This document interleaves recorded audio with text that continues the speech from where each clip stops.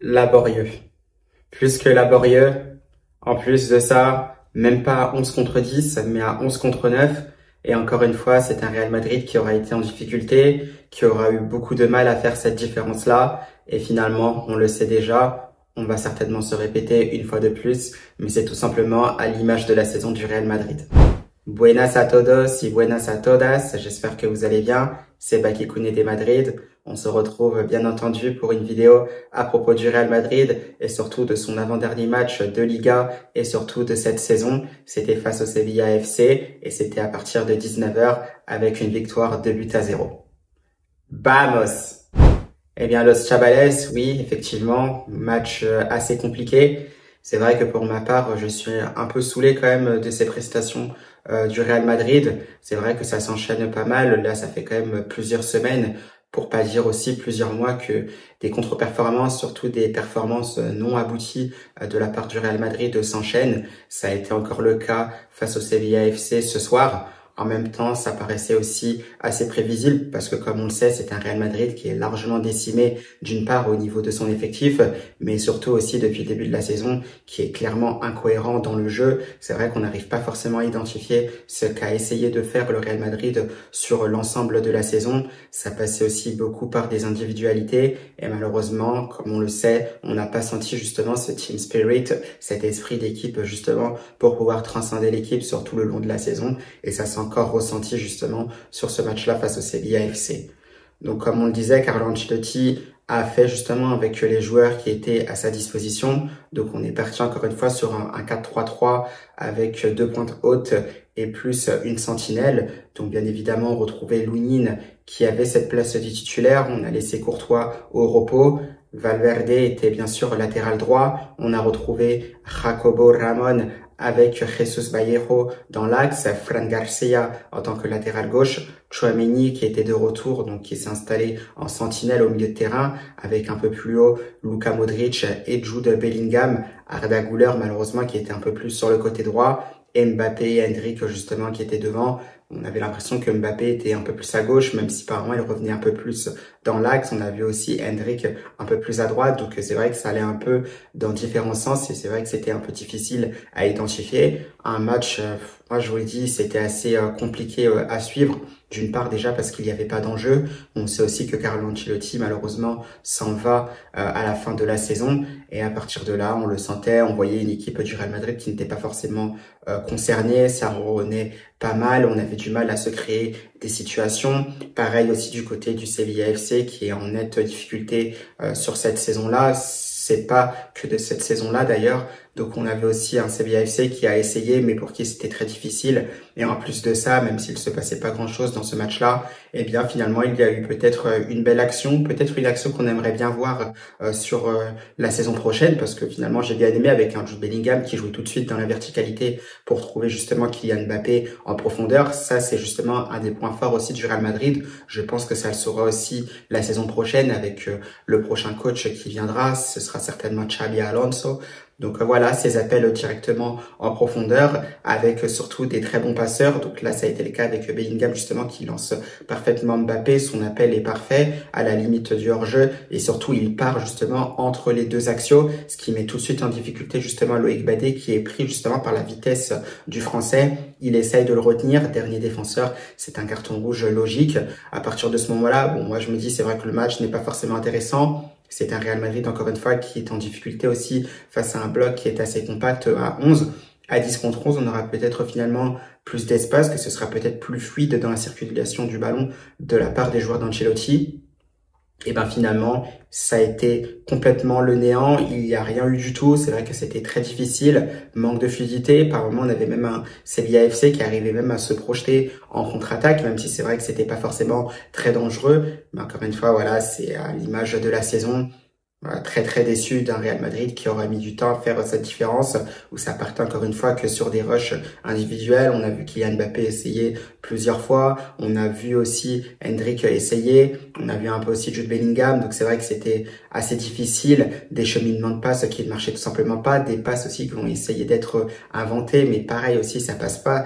On le sent de toute façon que l'équipe n'est pas en confiance, que l'équipe n'est pas concernée, que ça ne joue pas les uns pour les autres, et on ressent tout simplement ces phases, ces passes passes forcées surtout.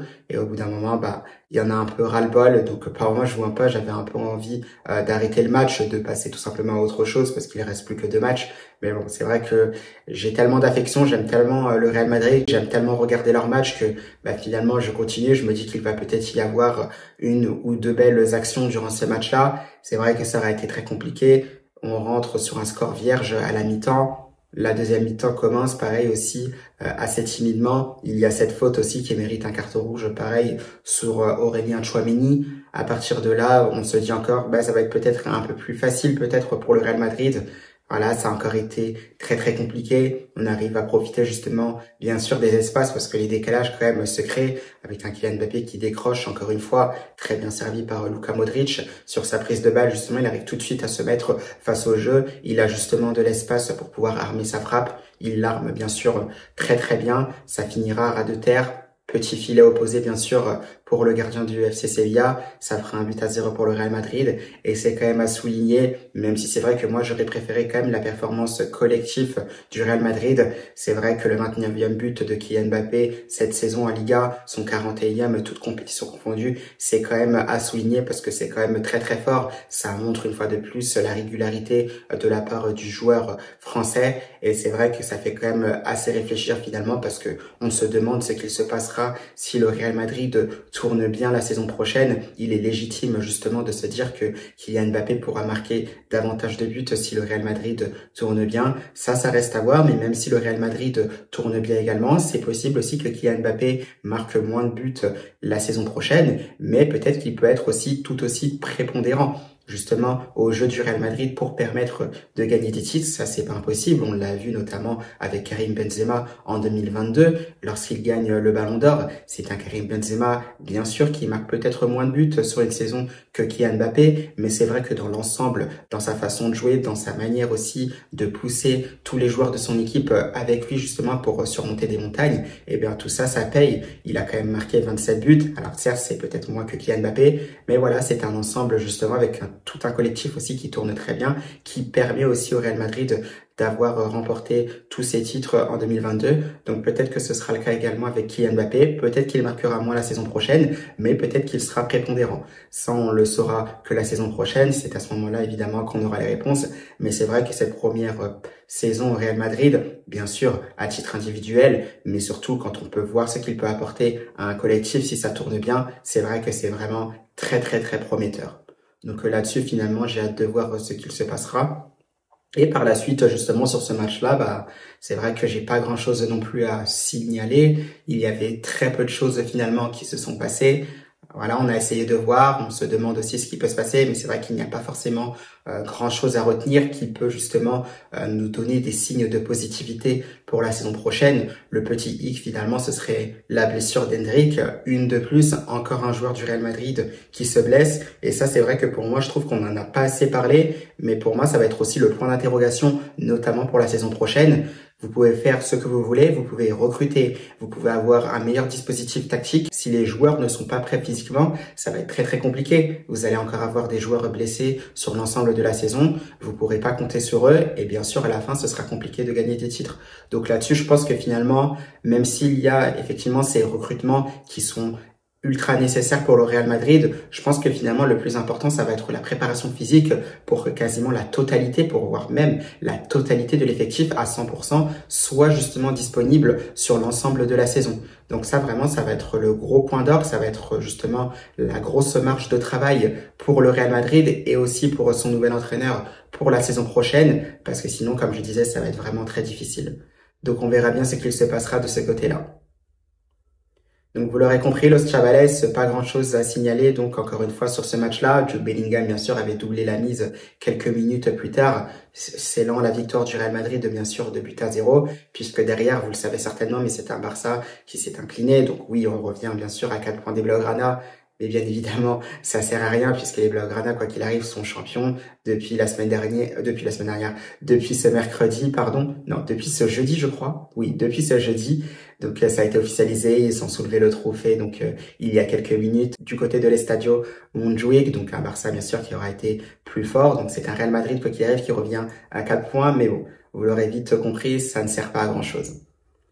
Donc voilà, et par la même occasion aussi en parlant de Jude Bellingham qui a encore pris un carton jaune, peut-être sévère puisqu'il va au duel pour moi à la régulière avec son adversaire, un Jude Bellingham qui sera suspendu, donc il ne participera pas au dernier match de Liga face à la Real Sociedad au Bernabéu, donc dimanche prochain. Pareil aussi des échos que j'ai, je crois que Fede Valverde devrait être aussi suspendu pour le dernier match de la Liga, ce qui complique aussi pas mal les tâches d'Ancelotti au niveau du 11 de départ qu'il pourrait aligner pour le Real Madrid, donc à voir comment il va s'organiser. Pas sûr qu'il y ait des retours aussi pour cette fin de saison. Pas sûr que Brahim Diaz soit là. Vinicius Junior, étant donné qu'il a une entorse, c'est vrai que ça paraît très difficile. Pareil aussi pour Rodrigo Goes. Donc, à voir ce que ça va donner, à voir ce que Carlo Ancelotti concoctera pour ce dernier match de la saison, pour sa dernière aussi en tant que coach du Real Madrid. Donc, on verra bien ce qu'il se passera. Eh bien, Los Chavales, c'est vrai que ce sera tout pour cette vidéo à propos du match entre le Real Madrid et le Sevilla FC. C'est vrai que j'ai quand même hâte que cette saison se termine, que le dernier match face à la Real Sociedad passe, parce que c'est vrai que c'est très très laborieux, justement, ces prestations du Real Madrid. Hâte d'arriver justement aussi à la Coupe du Monde des clubs avec ce nouvel entraîneur qui devrait être Xabi Alonso, voir aussi finalement s'il y aura quelques progressions d'ici là, même si c'est vrai que c'est compliqué d'avoir un peu de progression en quelques semaines avant une compétition telle que la Coupe du Monde des clubs. Mais bon, on verra bien ce qu'il se passera. Dans tous les cas, moi, je vous souhaite une excellente soirée. On se retrouve, bien sûr, vendredi, donc peut-être en début de matinée, pour une vidéo pour se projeter justement sur ce dernier match de la saison, ce dernier match de la Liga et surtout ce dernier match de Carlo Ancelotti à la tête du Real Madrid face à la Real Sociedad. À la Madrid!